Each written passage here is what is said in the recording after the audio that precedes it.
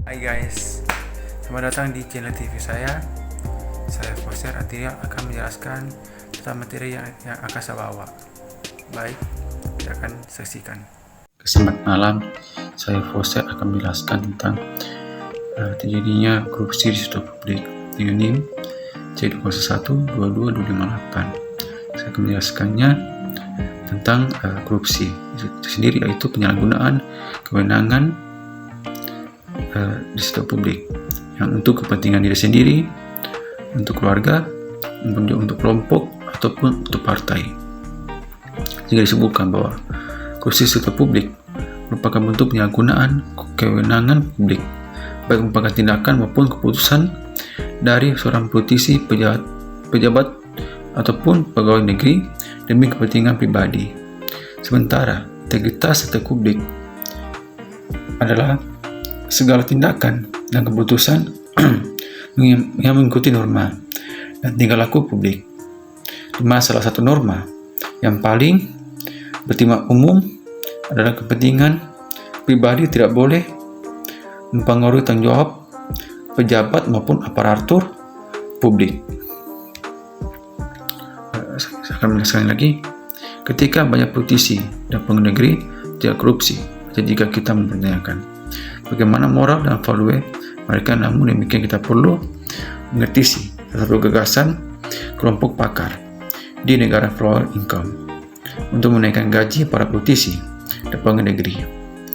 Rasanya buat ini perlu dipertanyakan keampuhannya karena Indonesia yang sudah memberikan sejumlah remunerasi yang cukup menarik di berbagai instansi, namun masih saja terdapat oknum dari instansi tersebut yang terjerat korupsi. Baik, selanjutnya penyebab selanjutnya yaitu yang perlu kita ketahui adalah dan perhatikan adalah hubungan antara bisnis, politik dan negara. Bila kita perhatikan di negara kita semakin terbukanya kan demokrasi menyebabkan semakin deras pula arus para pebisnis yang terjun di dunia politik, baik sebagai pengurus partai maupun anggota legislatif. Tentu berpolitik adalah hak asasi setiap orang.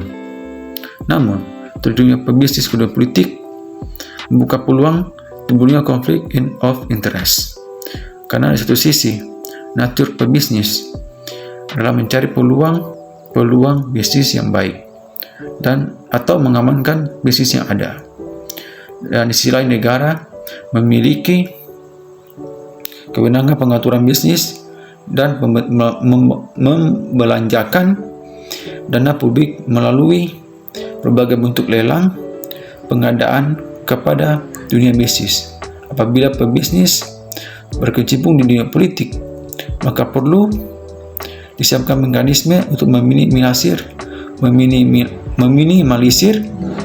potensi terjadinya benturan kepentingan. Selanjutnya saya akan lagi terkait strategi pembenahan bidang politik yang diperlukan adalah transparansi keuangan partai politik sebagai prioritas, sebagai sebuah prioritas. Memang wacana ini bukan hal yang baru, dan pelaksanaan perlu terus didorong, terutama terkait pendapatan untuk kepentingan kampanye dan pemilu. Meskipun Indonesia telah mewajibkan dilakukan audit oleh kantor akuntan publik dan keuangan partai politik oleh Badan Pemeriksa Keuangan untuk keuangan partai yang berasal dari APBN dan APBD. Namun sampai saat ini keuangan partai politik masih menyisakan banyak misteri, terutama karena laporan lembaga-lembaga masyarakat sipil yang mengklaim betapa tingginya biaya politik di Indonesia.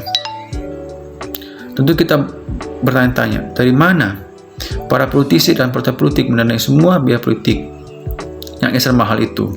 Merujuk pada pernyataan Ketua MPR untuk mereview sistem kita saat ini. Barangkali strategi untuk menertibkan dan meningkatkan transparansi keuangan partai politik patut kita pikirkan lebih serius. Sayangnya menurut Pak Huberts, usaha hal ini yang acap kali diabaikan oleh partai politisi. Oke, baik. Itu saja yang penjelasan dari saya tentang terjadinya korupsi di sektor publik. Baik, terima kasih atas yang sudah menonton video ini, dan juga terima kasih. Saya juga atas nama Foster Adrian Rimbongan, biar video ini bermanfaat untuk kalian semua. Dan salam saya, sekian dan terima kasih, dan selamat malam.